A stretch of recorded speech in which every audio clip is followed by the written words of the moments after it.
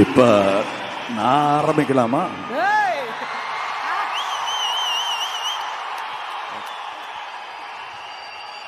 நீங்க உத்தரவு கொடுத்தா தான் நான் பேச முடியும்.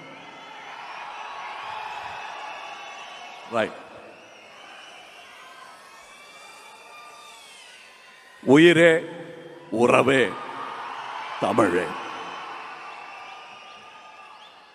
இது அரசியலுக்கு போனதும் உங்களுக்கு கிடைச்ச எல்லாரும் தலைவர்கள்லாம் சொல்கிற மாதிரி ஒன்று சொல்லணும் அப்படிங்கிறதுக்காக நீங்கள் இதை காயின் பண்ணீங்களான்னு கேட்டாங்க. இல்லை, நான் என் தமிழகத்தை பற்றி, என் தமிழ் சினிமாவை பற்றி, என் தமிழை பற்றி பேசிகிட்டு இருக்கேன். இது அரசியல் சார்ந்தது அல்ல, இது என்னை சார்ந்தது, நம்மை சார்ந்தது. உயிரே உறவே தமிழே. அது இந்த முதல் வரிசையில் இருப்பவர்களுக்கும் பொருந்தும். நான் வழக்கமாக கருப்பு கண்ணாடி போட்டுட்டு வரமாட்டேன். ஏன்னா இங்கே இருட்டில் தடிக்க விழுந்துடக்கூடாதுங்கிற பயம் ஒன்று இருக்கும். அது போக எனக்கு உங்களை சரியாக பார்க்கணும், நீங்களே என்ன சரியாக பார்க்கணும்.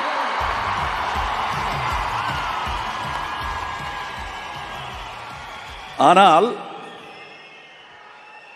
ஏன் இதை போட்டிருக்கேன்னா, மறுபடி வித் யுவர் பெர்மிஷன் போட்டுக்கிறேன்.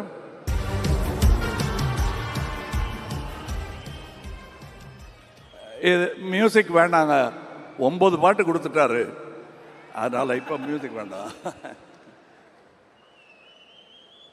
ஏன்னா நான் எழுதிக்கிட்டு வரல, நெஞ்சில் பதிஞ்சதை இங்கே சொல்ல வரேன்.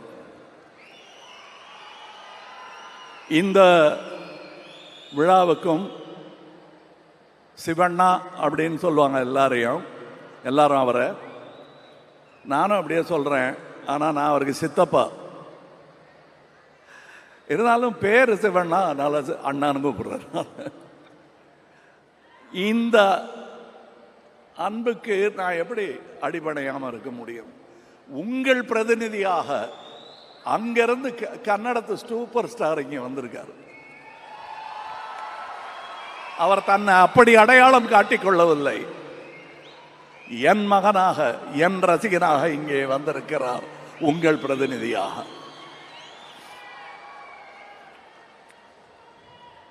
என்னை பார்க்க ஷூட்டிங்கில் சின்ன பசங்களா மீச முளைக்காம வந்தவங்கெல்லாம் இன்னைக்கு பேரம்பேத்தியோட இருக்காங்க. என்னுடன் தொடர்ந்து வந்து கொண்டே இருக்கிறார்கள்.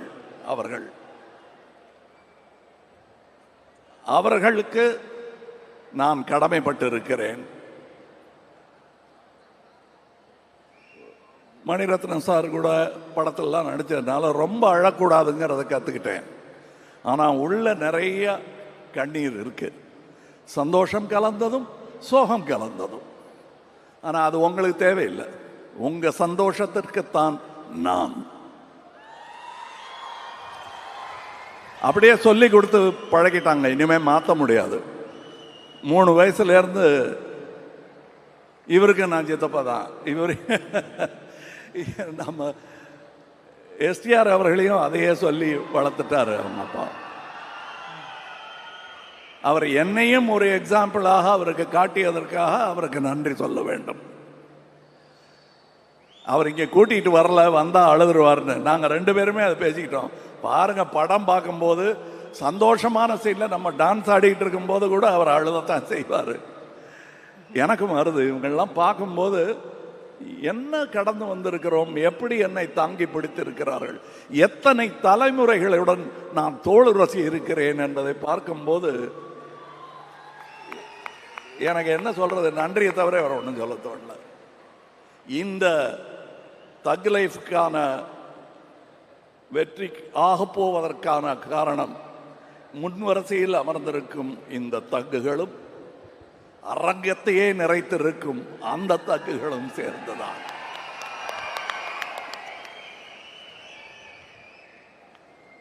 நான் சினிமாவின் தீவிர ரசிகன். ஸோ அந்த சினிமாவின் ரசிகர்கள் யாரை ரசித்தாலும் அவர்களின் ரசிகன் நான். சரி, இப்ப எங்கிருந்து ஆரம்பிக்கணும்? விழாவின் நாயகன் ரஹ்மான் அவர்கள் என்பதனால் அங்கிருந்து ஆரம்பிக்கிறேன். என்னை ஒரு போதையில் அப்படி இருக்கும்போது எழுப்பி விட்டு மறுபடியும் இன்னொரு போதையில் என்னை ஆழ்த்தி விட்டவர் ரஹ்மான். எங்க அண்ணன் இளையராஜா, தம்பி ரஹ்மான். தென்னகம் இந்தியா பெருமை கொள்ளும் அற்புத கலைஞர்கள். அவர்கள் ஆயுசு எண்ண முடியாதது. அதை எண்ணி பெருமிதம் கொள்கிறேன் நான். மணி சார், என்ன மணி சார்னு சிரிக்கிறார் பாரு. ஆனால் நாங்கள் முதல்ல மீட் பண்ணதுலேருந்து அப்படி தான் பேசிகிட்டு இருக்கிறோம்.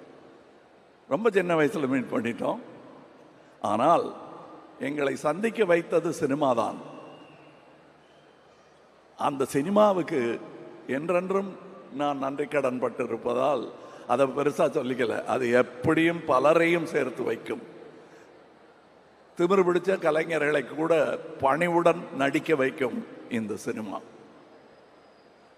இந்த அப்ளாஸ் கேட்கும்போது நாங்கள் நிமித்திக்கிட்டு அப்படிலாம் கை காட்டினா கூட உள்ள விம்மும்.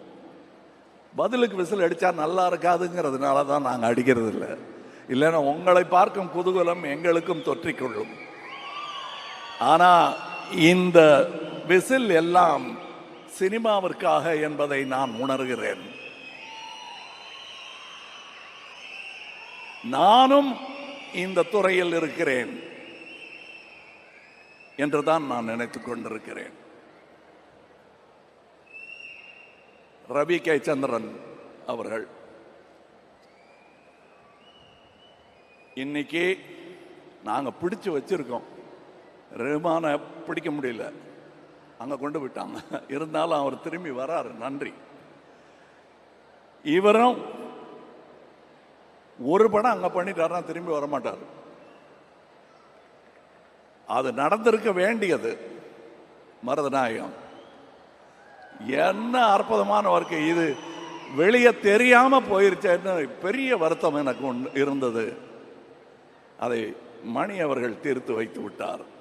அந்த ஒர்க்கை மருதநாயகத்தில் நீங்கள் செய்த போது உங்களுக்கு இதைவிட சற்றே அனுபவம் குறைவு. முழு அனுபவத்துடன் உங்களை இந்த படத்தில் சந்திப்பது என்னுடைய பெருமையாக நான் கருதுகிறேன். நான் முதல்ல நானும் மணிசாரும் கையெல்லாம் கொடுத்துக்க மாட்டோம். சும்மா மற்றவங்க பார்க்கும்போது ஏதோ சண்டைன்னு நினச்சிருவாங்கங்கிறதுக்காக கை கொடுத்துப்போம். இல்லைன்னா நாங்கள் ரெண்டு பேர், நான் கொஞ்சம் ஜாஸ்தி பேசுவேன், அவர் மோனோசிலபிக். அவர் அந்த பெரிய டிம்ஃபனி மாதிரி ஒரு டம்னு கேட்கும். பாக்கியெல்லாம் நான் தபலா மாதிரி வாசிட்டு இருப்பேன் நான். அண்ட் இந்த இருவர், உங்க படத்து பேரையும் சொல்றேன் நான். இந்த இருவர் எனக்கு ஸ்டண்ட் மென்னாக அவர்கள் இருந்த காலத்திலிருந்து தெரியும் என்று அவர்கள் சொல்லித்தான் எனக்கே தெரியும். அப்படி உரு தெரியாமல் இருந்தவர்கள் தன் திறமையால் தேடி போக வைத்தவர்கள் இவர்கள். நன்றி. நான் விட்டதை பிடிக்கிறதுங்கிறது எல்லாரும் ட்ரை பண்ணுவாங்க. எனக்கு விக்ரம் தர்மாவை டைரக்டர் ஆகி பார்க்கணும்னு ஆசை. செய்யக்கூடியவர் அவர், செய்ய முடியல. விட்டதை பிடிச்சிருக்கேன். அவர் பிள்ளைகள் நீங்கள். அதனால தான் நான் எங்கள் கூட்டத்துக்கு அப்புறம் வரேன், டெக்னீஷியன்ஸை பற்றி பேசுவோம். இதற்கு பாடல் பாடியவர்கள், எனக்கு என் குழந்தை பாடின போது சந்தோஷமாக தான் இருந்தது. ஆனால் அதை விட சின்ன குழந்தைகள் பார்க்கும்போது இந்த குழந்தை சின்ன குழந்தையா இருக்கும்போது பாடினதெல்லாம் எனக்கு ஞாபகம் வந்துருச்சு. தேவர் மகன் படத்தில் ஒரு சின்ன பாட்டு சான்ஸ் கொடுத்தாரு. கோடம்பாக்கத்துக்கு கூட்டிகிட்டு போகிறேன். வண்டியில் சீட்டில் உட்காந்துக்கிட்டு போற்றி பாடட்டி போடனே ரிஹர்சல் பண்ணிக்கிட்டே இருக்கோம். அப்புறம் பின்னாடி உட்காந்துருந்தவங்களாம், எப்பா ஸ்டூடியோவுக்கு போய் பாடிக்கலாம், இல்லைன்னா பாடவே முடியாது, எதுக்கு வண்டி வருது, கொஞ்சம் நிறுத்துங்க, ரிஹர்சல் அங்கே போய் பண்ணிக்கலாம், அவர் பார்த்துக்குவார் அப்படின்னு சொன்ன அந்த குழந்தை கணீர் என்ற குரலில் ரஹ்மான் இசையில் என்று பாடிக்கொண்டிருப்பது தந்தையாக எனக்கு பெருமை. நான் உதிர்த்த உயிர். அதை பார்க்கும்போது எனக்கு உள்ளம் நெகிழாமல் இருக்காது. இன்னொரு பொண்ணு இங்கே உட்காந்துருக்கு, ஹாசினி. எத்தனை பேருக்கு நான் சித்தப்பா பாருங்க.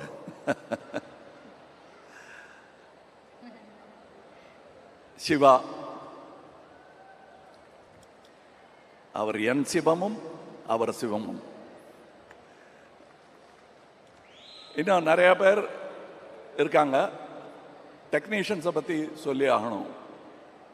எத்தனை பேர் இங்கே முன்வரிசையில் இருக்கிறது போக உங்கள் முன் வராமல் பின்னாடியிலிருந்து இயங்கிட்டு இருக்கிற இந்த துணை இயக்குநர்கள்லேருந்து சவுண்ட், இந்த அஞ்சலி படத்தில் ஆடின குழந்தைகள்லாம் இன்னைக்கு சவுண்ட் இன்ஜினியராக வந்திருப்பான். நான் சும்மா விளையாட்டுக்கு ஒரு படத்தில் சொன்னேன், சதி லீலாவதிங்கிற படத்தில் என்னை தாண்டி குதிச்சு ஓடுவார். அப்போ பெரிய இன்ஜினியராக வருவாங்க போல் இருக்கு அப்படின்பேன் நான். வந்துட்டாரு. அது டயலாக் வாழ்த்தா மாறிடுச்சு. வாழ்க. இன்னும் நிறைய நடிகர்கள் இவங்க முதல்ல வரும்போது இன்ட்ரடியூஸ் பண்ணி தான் இவங்க பேரெல்லாம் எனக்கு தெரியும், பார்த்துருப்பேன். ஏன்னா படத்தை நடுவில் பார்த்துட்டு இருப்போம், ஓரத்தில் பார்க்க மாட்டோம் நம்ம. ஆனால் நான் பார்ப்பேன். இவங்கெல்லாம் பண்ணியிருக்கிற பர்ஃபார்மன்ஸ் பாருங்க. இங்கே இந்த படத்தின் மூலம் நட்சத்திரமாக போபவர்கள் இன்னும் நிறைய பேர் இருக்கிறார்கள். தம்பி எஸ்டிஆர் போக போகும் தூரம் எனக்கு தெரிகிறது, உங்களுக்கு புரிகிறது. உங்களுக்கு கடமை இருக்கிறது. இந்த கூட்டத்தை வழிநடத்தும் தலைவன் நீங்கள். அந்த ரெஸ்பான்சிபிலிட்டியோட நீங்க இனிமே நடந்துக்குவீர்கள். ஏற்கனவே அப்படித்தான் இருக்கீங்க, இன்னும் கூடி இருக்கு உங்களுக்கு. அது சுமை அல்ல, சுகம். அனுபவிங்க. அதை பார்த்து நானும் அனுபவிப்பேன்.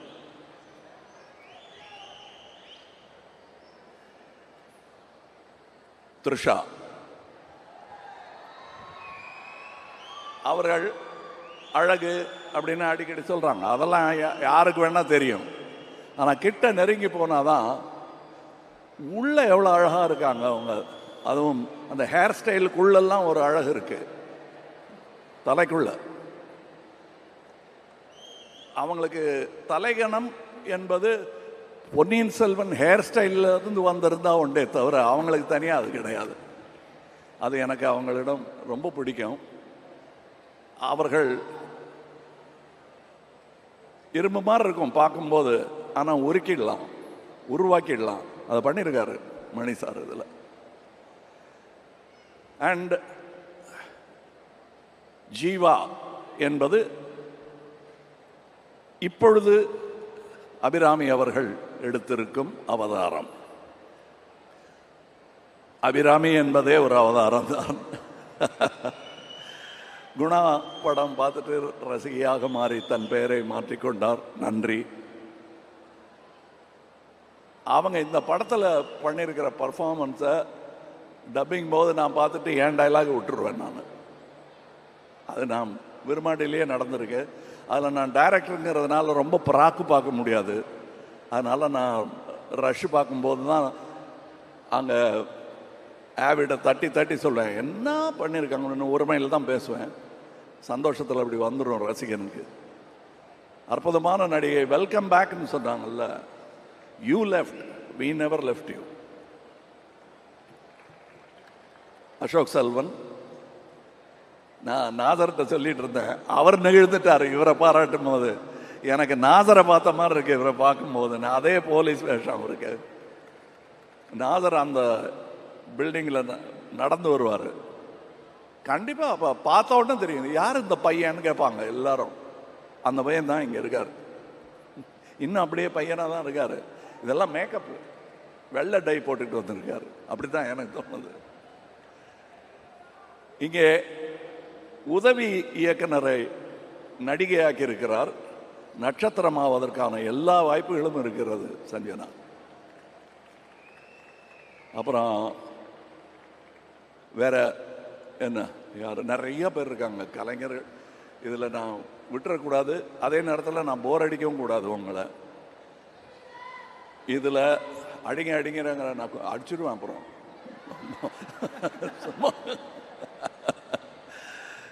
இல்லை, இது ரொம்ப சந்தோஷமா இருக்கு. ஏன்னா நான் இந்த சந்தோஷ தருணங்கள்ங்கிறது வந்து சினிமா பார்க்கும்போது இருக்கும், எடுக்கும்போது அவ்வளோ இருக்காது. அதுவும் நான் 200 சொச்சம் சினிமாக்கள் நடிச்சிருக்கேன். அதில் நான் படம் எடுக்க வரும்போது எனக்கு ஏற்பட்ட கஷ்டங்கள் நிறைய. அந்த கண்ணீர் ஓடையை தாண்டி தாண்டி தான் நான் வந்துட்டு இருக்கணும். அதெல்லாம் நான் மனசில் வச்சுக்கல.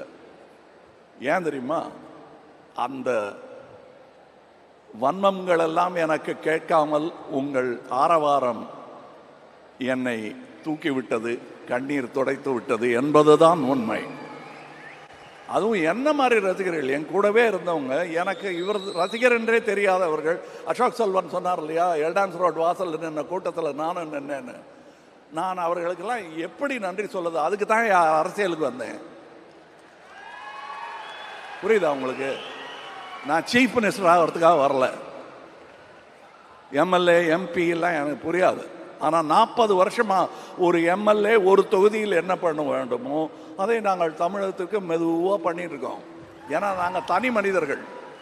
இங்கே இருந்து என் கூட உழைத்த தம்பிகள் எல்லாம் இன்று பெரியவர்களாக, பெரிய மனிதர்களாக சமுதாயத்தில் நடந்து கொண்டிருப்பது எனக்கு பெருமை. உங்கள் தம்பிகளும் அப்படி நடக்க வேண்டும், நடக்க வைக்க வேண்டும். எஸ்டிஆர்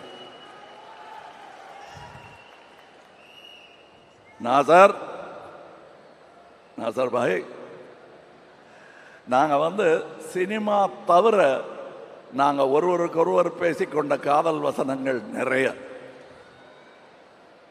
உட்காருங்க, அப்புறம் வந்து கட்டி பிடிச்சிக்கிறோம்.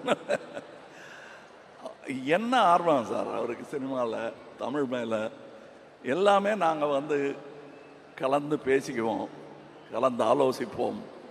நான் எங்கள் ஆலோசனை பூரா நீங்கள் எங்கே வீடு வாங்கியிருக்கீங்க, எத்தனை கிரவுண்டுன்னு கேட்டதே கிடையாது.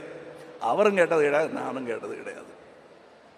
சினிமாவை எப்படி தூக்கி பிடிக்கணும், நம்ம என்ன பண்ணலாம், அது சின்ன படங்கள் வருவதற்கு என்ன வழி பண்ணணும் அப்படிங்கிறது எங்களுக்கு சான்ஸ் கிடைச்சதும் நாங்கள் நினச்சோம் பாருங்க. அதுதான் உண்மையான சினிமா ரசிகனின் லட்சணம். அது நான் பல பேரிடத்தில் இங்கே பார்க்கிறேன். பரேட்டே இந்த ஜோஜு யாருன்னு எனக்கு தெரியாது. நான் திடீர்னு எல்லா படத்தையும் பார்த்துட்டு இருப்பேன். இந்த ரெட்டைன்னு ஒரு படம்னு, ரெட்டா, உங்களுக்கு ரெட்டைன்னு சொன்னாதான் தெரியும். ரெட்டா, அதாவது நான் வந்து கிட்டத்தட்ட 30 சொச்சம் டபுள் ரோல் பண்ணியிருப்பேன். ஒன்று மூக்கு வச்சுப்பேன், காது வச்சுப்பேன். மைக்கேல் மதன காமராஜன்ங்கிற படத்தில் மட்டும்தான் ரொம்ப மேக்கப் வித்தியாசம் இல்லாமல் கடைசி காட்சிகளில் எல்லாருக்கும் ஒரே மாதிரி கெட்டப் போட்டுட்டு பண்ணியிருக்கோம். அது ஒன்று தான் நான் பெருமையாக சொல்லிக்கிறேன். ஆனால் தன்னுடைய ஆரம்பகால படத்திலேயே ஒன்றுமே இல்லை, ஒரே போலீஸ் ஸ்டேஷனுக்குள்ளே இருப்பாங்க ரெட்டையர்கள். தனியாக தெரியும், இது அந்த சகோதரன், இது இந்த சகோதரன். எனக்கு இவங்க 2 பேரை பார்த்தா யார் அன்பு யார் அறிவுன்னு இன்னி வரலும் கேட்டுட்டு இருப்பேன். அவங்களும் அது சொல்லவே மாட்டாங்க, பதிலே சொல்ல மாட்டாங்க. யார் அன்புன்னு நீங்களே கண்டுபிடிச்சிக்கங்க சார். அந்த வேற மாதிரி இருக்காரு, அது வேற ஒரே மாதிரி ட்ரெஸ்ஸு போட்டுக்கிட்டு வருவாங்க. நான் அன்பு கிட்ட அறிவுன்னு பேசிகிட்டு இருப்பேன், அறிவு கிட்ட அன்புன்னு பேசிகிட்டு இருப்பேன். 2மே எனக்கு பிடிச்ச வார்த்தைகள் தான்ங்கிறதுனால அவங்க கோச்சிக்க மாட்டாங்க தப்பாக பேர் சொன்னா. ஜோஜு, நீங்கள் வந்து நான் பொறாமைப்படும் நடிகர்களில் ஒருவர். நிஜமா புதுசா நடிக்கணும்னு நினைக்கிறவன் பூரா எனக்கு போட்டின்னு நினைக்கிறவன் நான். ஆனா அவங்கள வரவேற்க வேண்டியது என்னுடைய கடமைன்னு நினைக்கிறவன் நான். அந்த கடமையை நாம் அனைவரும் செய்ய வேண்டும். என்ன நடுவில் நான் இதெல்லாம் விட்டுட்டு போயிடலாம், என்னதுக்கு இந்த கஷ்டம் அப்படின்லாம் நினைச்ச போது என்னை இங்கே தங்க வைத்ததே நீங்கள் தான். இப்போ இங்கே இருக்க அடுத்து நிறைய பேரை கொண்டு வந்து இங்கே சேர்த்துடணுங்கிறது மட்டும்தான் என் முனைப்பு. நான் தோள் கொடுக்கும் இந்த சினிமா பல்லக்கில் திறமையானவர்கள் எல்லாரும் ஏறி அமரலாம். இன்னொரு பக்கம் சாஞ்சனா பிடிக்க மணி இருப்பார், ரஹ்மான் இருப்பார், ரவி கே சந்திரன் இருப்பார், நாதர் இங்கே கொஞ்சம் வந்து அந்த பின்னாடி பிடிக்க என்ன பிடிப்பாங்க. அவங்களாம் மேலே நிற்கிறவங்க நம்ம குழந்தைகள் என்னங்க அவங்க காலை தூக்கி தலையில் வச்சுக்கிட்டு இருக்கோன்னு வைக்கலாம், தப்பே கிடையாது. நம்ம குழந்தைகள் காலை முத்தம் கொடுக்கறது இல்லையா? அந்த மாதிரி நினச்சி தான் நான் நினைக்கிறேன். எனக்கு ரொம்ப விம்மும் சந்தோஷம் இங்கே இருக்கிறது.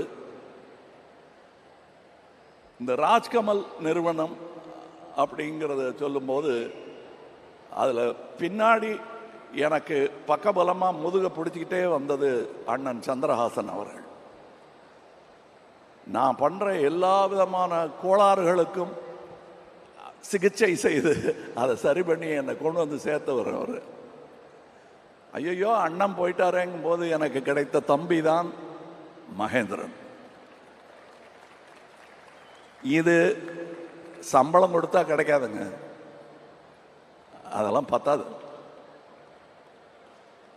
இங்கே நான் இப்போது அணிந்திருக்கும் இந்த ட்ரெஸ்ஸிலிருந்து ரங்கராய சக்திவேல் அணிந்திருக்கும் அந்த வித்தியாசமான ஆடையிலிருந்து அதை எனக்கு செய்து கொடுத்த அமிர்தா அவர்களுக்கு வணக்கம், நன்றி. என் பின்னாடி நிறைய பேர் இருக்காங்க, உட்கார். அவங்களுக்கு பின்னாடி ஒரு 4 பேர் இருக்காங்க. அத்தனை பேரையும் சொல்லி கொண்டு இருந்தா இங்கே நேரம் பத்தாது. நாசருக்கு பின்னாடி எப்படி அவங்க இருக்காங்களோ அதை ஒவ்வொரு மேடையிலுமா சொல்லிட்டு இருக்க முடியும். அந்த மாதிரி என் பின்னாடி பல பேர், பல டெக்னீஷியன்கள். இதோட எடிட்டர், அந்த ட்ரைலர் பார்த்தீங்கல்ல, அது இத்தனை மில்லியன் அத்தனை மில்லியன் அந்த கட்ஸுக்காக தான் போயிட்டுருக்கு. மணிசாருக்கும் அதில் பங்கு உண்டு. எனக்கு இன்னும் என்ன ட்ரைலர் கட் பண்ண போகிறாங்கன்னே தெரியாது. எனக்கு ட்ரைலர்லாம் கட் பண்ண பிடிக்கும். ஆனால் அற்புதமான இருவரிடம் நான் அதை விட்டதனால் இப்போ எத்தனை மில்லியன்ஸ் போயிருக்கு. வேற என்ன சொல்லுங்க? அலி ஆப் ஹே யா? Okay okay, sorry sorry, welcome.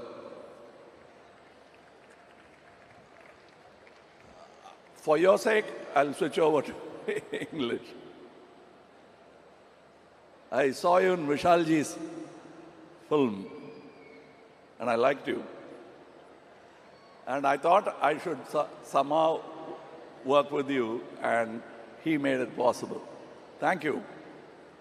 You're a very important actor of India. Welcome, welcome to our home, cinema.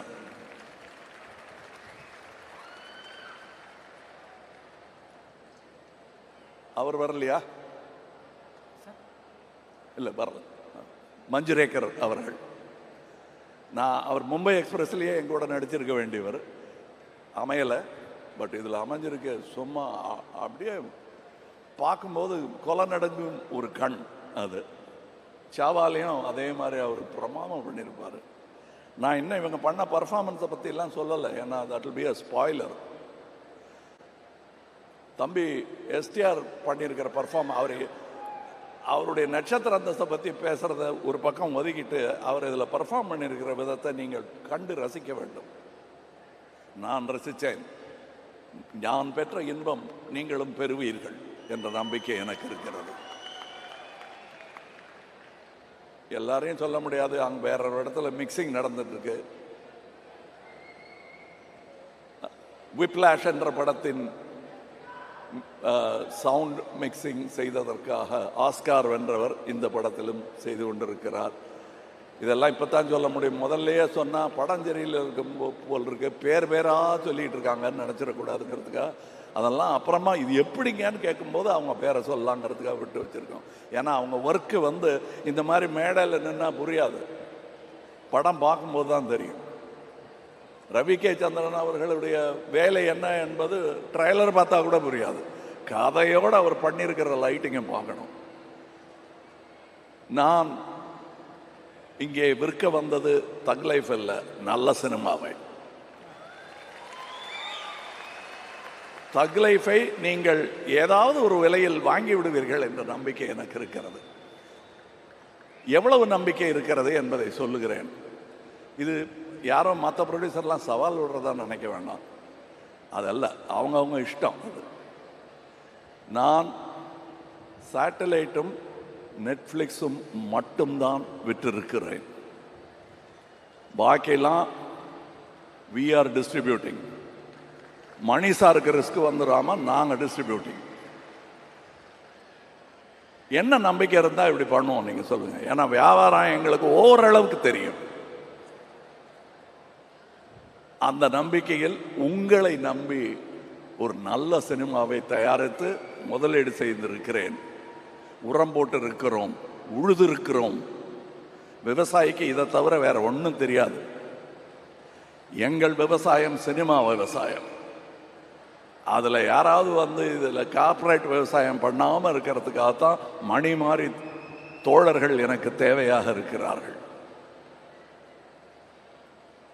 நன்றி. இதில் தோள் கொடுத்த அத்தனை சகோதரர்கள் பேரையும் சொல்ல முடியாது, தோள் கொடுக்க போகும் ரசிகர்கள் பேரையும் தனித்தனியே சொல்ல முடியாது. நான் கடந்து வந்த பாதையில் கலைஞர் டயலாக் சொன்ன மாதிரி, பாட்டளிக்கும் குயில்கள் இல்லை என் பாதையில், படமெடுக்கும் பாம்புகள் நெளிந்திருக்கின்றன. ஆகாரத்திற்காக அழுக்க சாப்பிட்டு தடாகத்தை சுற்றப்படுத்துகிறதே மீன், அதை போல நான். இது கலைஞர் சொன்னது. நான் பேசுற எல்லாமே காப்பி அடிச்சது தான். அதனால சும்மா அபிராமி வந்து பிட் அடிக்கிறீங்களான்னு அவர் கேட்டார். நானே பிட்டு தான். அதுவும் பள்ளிக்கூடத்துக்கே போகாத பையன், ஃபிலிம் இன்ஸ்டியூட்டுக்கும் போகாத பையன் பிட் அடிக்காம வேற என்ன பண்ணுவான்? நான் பிட் அடிச்சு சினிமாவுக்காக ஒரு டாக்டர் பட்டம் வேற கொடுத்துட்டாங்க. அது எங்க அக்காட்டெல்லாம் நான் காட்டவே இல்லை. தலையில கூட்டி, உனக்கு இது வேற குறைவா, படிச்சிருக்கலாம்ல அப்படின்னு வைவாங்க. என்னை வியப்பில் ஆழ்த்தி கொண்டிருக்கும் தமிழ் சினிமாவுக்கு, என்னை குழந்தை பருவத்திலிருந்து தூக்கி கொஞ்சி கொண்டிருக்கும் தமிழ் சினிமாவுக்கு நன்றி, நன்றி. அதை எப்படி சொல்வது என்றால், அடுத்த படத்தில் நல்ல படமாக எடுத்து தமிழ் சினிமாவை உயர்த்துவதில் ஒருவனாக, ஒரு கடைநிலை சினிமா ரசிகனாக நான் இருப்பதையே விரும்புகிறேன். தொடர்ந்து அவ்வாறாகவே இருப்பேன்.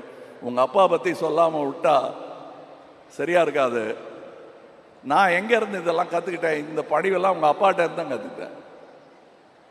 அவர் வந்து எப்படி பண்ணீங்க அந்த காட்சியன்னு என்கிட்ட, சின்ன பையன் நான், 21 வயசு, அண்ணா ராஜ்குமார் அண்ணா வந்து என்கிட்ட கேட்பாரு, அந்த காட்சி எப்படி ஆஹா அப்படின்பாரு. நிஜமா சொல்றாரா இல்லை சும்மா சொல்றாரு? ஆனா ஒவ்வொரு வாட்டி பார்க்கும்போது இன்னொருத்தரை கூப்பிட்டு சொல்லுவார். என்னுடைய ராஜபார்வை படத்துக்கு முதல்ல வந்து கிளாப்பெல்லாம் காட்டி ஆரம்பித்து வச்சது மட்டும் இல்லை, புஷ்பக் படம் நாங்கள் பெங்களூரில் எடுக்கும்போது அதுக்கும் அவர் தான் கிளாப் கொடுத்து ஆரம்பித்து வச்சார். இது அந்த ஊரில் இருக்கும் என் குடும்பம். அதனால தான் அவர் இங்கே வந்திருக்காரு. அதனால தான் நான் பேச்சை ஆரம்பிக்கும் பொழுது நான் உயிரே உறவே தமிழே என்று ஆரம்பித்தேன். அதில் தமிழிலிருந்து பிறந்தது தான் உங்கள் பாஷையும். அதனால் நீங்களும் அதில் உட்படுவீர்கள். இன்னும் நான் சொல்ல வேண்டியது, கடந்து வந்த பாதை, பாம்பு எல்லாம் சொல்லி முடிச்சுட்டேன். அதெல்லாம் ஏன் சோகம், அதை விட்டுருங்க. படத்தை பாருங்க. அடுத்து காமெடி படம் கேட்டாங்க, ட்ரை பண்ணுறோம். என்ன ஜோஜோ, என்ன நாசர், ட்ரை பண்ணலாம். என்ன ரஹ்மான் அந்த பக்கம் பார்க்குறீங்க? ஓகே, இவங்களுக்கு நான் வேற வச்சிருக்கேன் உங்களுக்குங்கிற மாதிரி வச்சிருக்கேன். எல்லாருக்கும் நன்றி. அற்புதமான சந்தோஷமான ஒரு நிகழ்வு. நான் கொண்டாடுவது சினிமாவையும் இந்த சினிமா கம்பெனியையும். ஏன்னா என் பேர் வரக்கூடாதுன்னு நினைக்கிறேன். அதில் அந்த மாதிரி பேர் வச்சுருக்கலாமோன்னு இப்போ தோணுது. எங்கள் அம்மா மேலே எனக்கு ரொம்ப ஆசை, என் மேலேயும் எனக்கு ரொம்ப ஆசை. அதனால ராஜ்கமல்னு வச்சோம். அது மட்டும் இல்லை, நான் பெரிய சாந்தாராம் ஃபேன், அதனால ராஜ்கமல். இந்த ராஜ்கமலுக்கு இவ்வளவு பெரிய அரங்கம் கொடுத்தது நீங்கள் தான். அதில் நிற்கும் தகுதியையும் ஏற்படுத்தி கொடுத்தவர்கள் நீங்கள் தான். இந்த படத்தை நீங்கள் ஆதரித்தால் அடுத்து நல்ல படங்கள் கொடுப்பதற்கு என் கையில் வலு இருக்கும். ஏன்னா நான் கட்சி நடத்துறதே என் பணத்தை வச்சுதான். சினிமாவுக்கு கொஞ்சமும் அதற்கு கொஞ்சமுமாக போட்டுக்கிட்டு இருக்கேன். நான் எல்டான்ஸ் ரோடில் நடந்து போயிட்டு இருந்தேன் பையன், டான்ஸ் அசிஸ்டண்ட்டாக இருந்த பையன். ஏன்னா திடீர்னு கூட்டிகிட்டு வந்து நடிகனாக்கிட்டார் பாலச்சந்தர் சார். அவர்கிட்ட அசிஸ்டண்ட்டாக சேரணும்னு தான் இந்த சஞ்சனா மாதிரி போனேன். நான் என்னடா பண்ணணும்னு நினைக்கிறேன்னு கேட்டார். சொல்லத்தரான்னு நினைக்கிறேனுக்கு அப்புறம் வெக்கப்பட்டுட்டு உங்களை மாதிரி ஆகணும் சார், போடா மடையாருன்னார் அவர். நல்ல வேளை அவர் சொன்ன அறிவுரையை நான் கேட்டுக்கொண்டு இந்த மேடை அமைப்பதற்கான பலம் எனக்கு கொடுத்ததே அந்த பாலச்சந்தர் தான். அதே பெயரை மணிரத்னமும் சொல்லுகிறார் பாருங்க. அவர் எவ்வளவு பெரிய மகான் அவர். அவருக்கும் நன்றி சொல்ல கடமைப்பட்டு இருக்கிறேன். என்னுடைய பாதையில், என்னுடைய கொள்கையில், என்னுடைய நம்பிக்கைகளில் நான் நடப்பதற்கு ஏதுவாக எனக்கு நடுவில் காலை விட்டு இடராமல் இருந்த என் குடும்பம், அது எங்கள் அண்ணன் சாருவாசனும் சொல்வார். நாங்கள் 2 பேரும் ரேஷ்னலிஸ்ட். அவர் அது ஒத்துப்பாரான்னு தெரியல. நான் பகுத்தறிவாளன், அவரும் அதுவாகத்தான் இருக்கிறான் என்று நினைக்கிறேன். இந்த சூழலில் நான் வேறு எப்படியும் வந்திருக்க முடியாது. எனக்கு கிடைத்த வாத்தியார்களின் பட்டியல் ஏற்கனவே பல முறை சொல்லியிருக்கிறேன். உங்களுக்கு மனப்பாடமாகும் வரை அதை சொல்லிக் கொண்டிருப்பேன் நான். நன்றி. அடுத்த பட அறிவிப்பு, அது என்ன மாதிரி படம் என்பதையெல்லாம் நீங்களும் தக் லைஃபின் வெற்றியும் தான் முடிவு செய்ய வேண்டும். நன்றி, வணக்கம் sir. Thank you sir, thank you sir. Sir love you sir. Sir நீங்கள் எங்களுக்கு நிறைய கொடுத்துட்டீங்க, எவ்வளோ விஷயங்கள் கொடுத்துருக்கீங்க. இந்திய சினிமாவை தலை தூக்கி நடக்க வச்சுருக்கீங்க.